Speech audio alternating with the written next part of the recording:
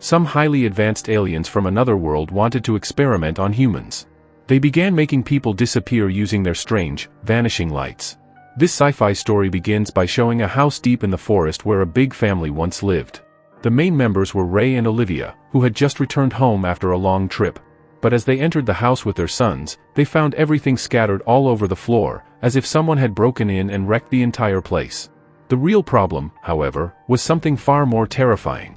Ray and Olivia's daughter, Macy, who had been very sick, was told to stay home while they were away. Now, even after searching every corner of the house, she was nowhere to be found. The entire family grew desperate, shouting her name outside, but there was no reply. Everyone panicked. Macy never went far from home, so where could she have gone? Months passed, but there was still no sign of her. Ray and Olivia were devastated as parents, unsure whether their daughter was even alive. The town was covered with posters of Macy, and the police were still investigating, searching the forest, wondering if she had been taken by an animal or had run away on her own. The officers questioned the family too, suspecting maybe Macy had left because of them, but Ray and Olivia's faces showed nothing but heartbreak. They prayed endlessly for her return. To comfort them, their relatives came to stay. Among them were Ray's brother Billy, Olivia's sister Arlene, and her husband Kenneth. Ray's son Noah was there too, along with his cousin Morgan. Everyone tried to distract Ray and Olivia, to ease their pain a little, but no matter what, the thought of Macy never left their minds. She was their beloved daughter. Her disappearance felt like an unending nightmare. Later, Noah turned on the TV, where Kenneth, a police officer, was talking about Macy's missing case. Hearing that news reignited the tension in the house, sparking a debate about where she could have gone. Frustrated, Ray turned off the TV and walked out, completely lost about what to do next. Billy tried to comfort him, saying, "You have to move on. What's done is done." But Ray couldn't. His mind was consumed by only one thought, finding his daughter. Sitting outside in deep stress, he held his head in pain, surrounded by eerie silence. It was nighttime when suddenly, a bright flash of light appeared in the sky. Ray glanced upward, thinking it was probably nothing unusual, maybe just a plane. He ignored it and began to walk back, but moments later, countless small lights started descending from the sky, many more than before. Still, he assumed they were military jets changing positions. But soon he noticed the glowing objects actually landing in the forest, making loud thuds that echoed for miles. Shocked, Ray decided to check it out. He went inside, grabbed his rifle, and prepared to leave. Everyone questioned him, asking why he was going out so late. Ray replied, "I saw something shining deep in the forest." As an older brother, Billy couldn't let Ray go alone into the woods at night, so he said firmly, "I'm coming with you." As they prepared to leave, Kenneth, Noah, and Morgan decided to join them. That made 5 people in total as they got into the car and drove deep into the forest, toward the spot where Ray had seen the strange glowing lights. None of them had any idea that this was the beginning of an alien invasion. These were beings capable of traveling faster than the speed of light. They drove deeper into the woods until they had to leave the car behind and head toward the direction of the mysterious light Ray had seen. It was decided that Ray, Billy, and Kenneth would move ahead, while Noah and Morgan stayed behind in the car. Neither of them felt safe venturing into the forest that late at night, so they made an excuse and stayed hidden inside the vehicle.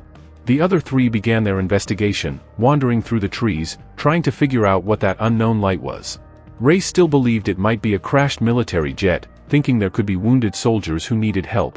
But his assumptions were about to change once he learned the truth. As the 3 searched, a yellow light suddenly appeared behind them, darting quickly from one side to another.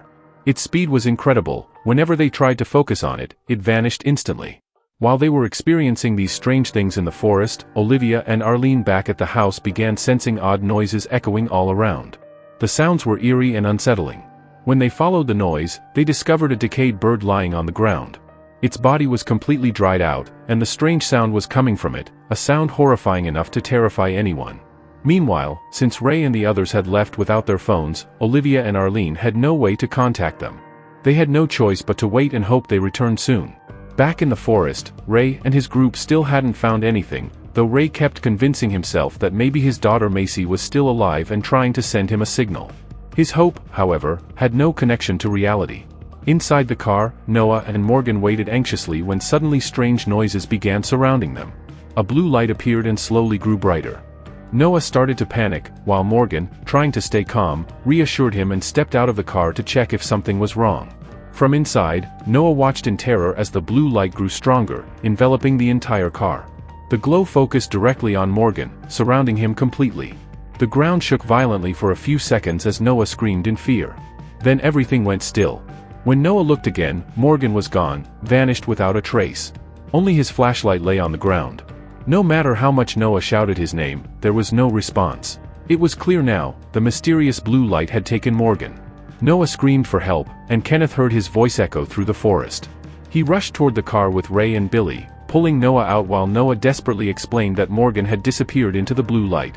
At first, Kenneth thought Noah was joking and called out for Morgan, assuming he was hiding and trying to scare them. But after calling repeatedly with no answer, everyone realized the horrifying truth. They returned to the car, shaken and terrified. First Macy had vanished, and now Morgan.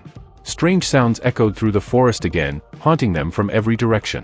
They decided it was too dangerous to stay. Quickly, they got into the truck and headed back home. When they arrived, Olivia and Arlene anxiously asked, "Where's Morgan?" Everyone tried to calm Olivia down as Ray explained that Morgan had vanished because of the strange light.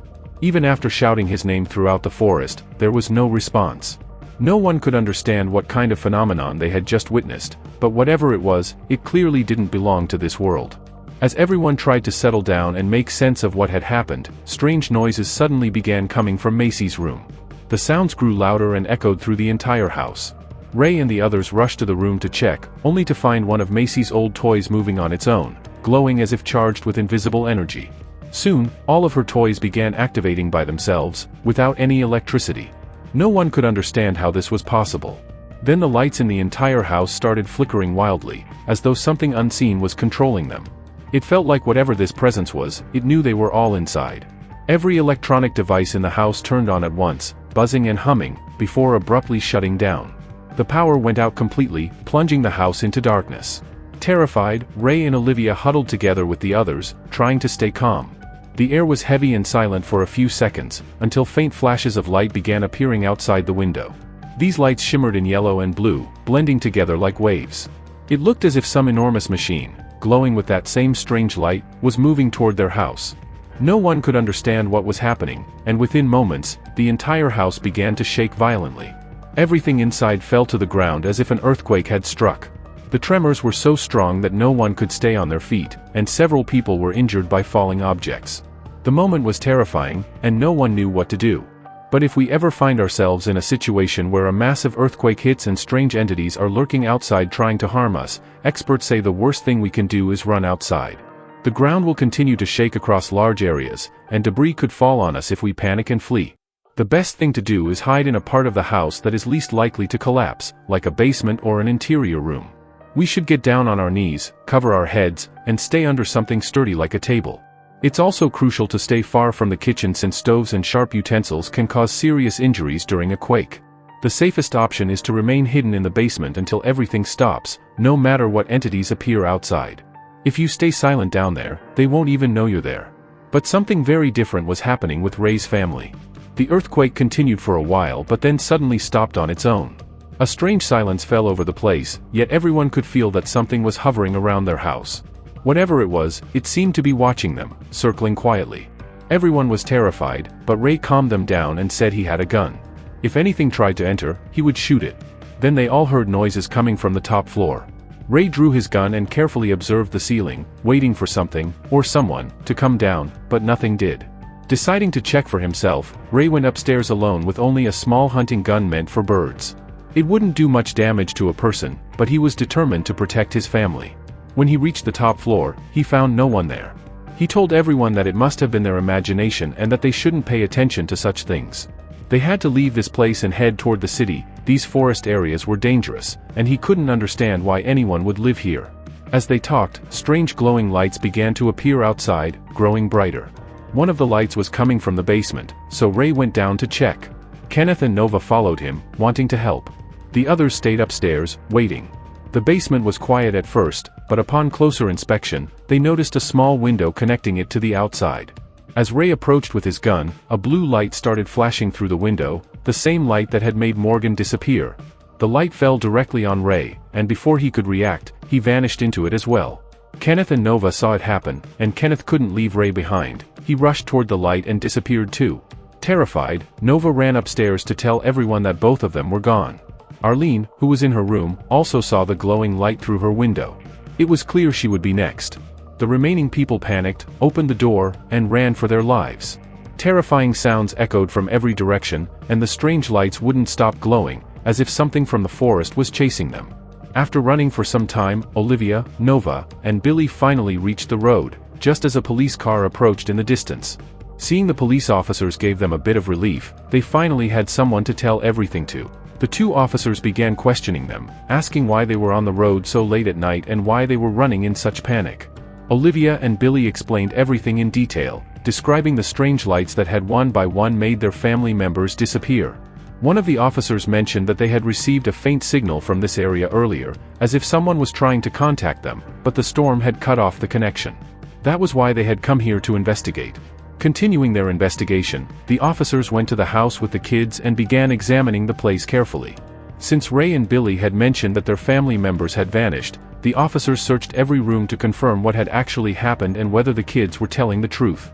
Following Olivia's description, they focused on the basement area, but there was no one there, only Ray's hat lying on the floor. Seeing that broke Olivia's heart. However, the officers started to believe that the children were making up the story. How could so many people just vanish into thin air?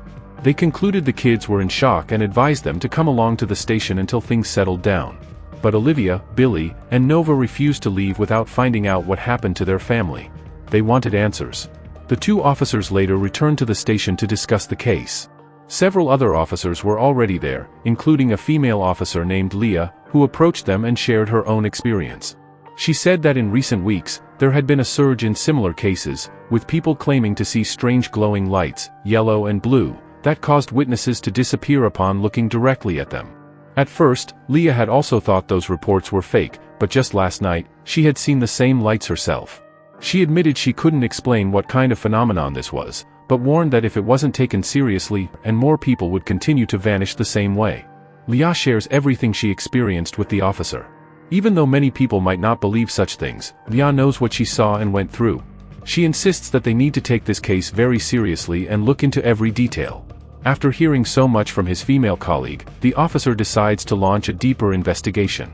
Several teams are deployed throughout the forest, instructed to report any strange experiences immediately.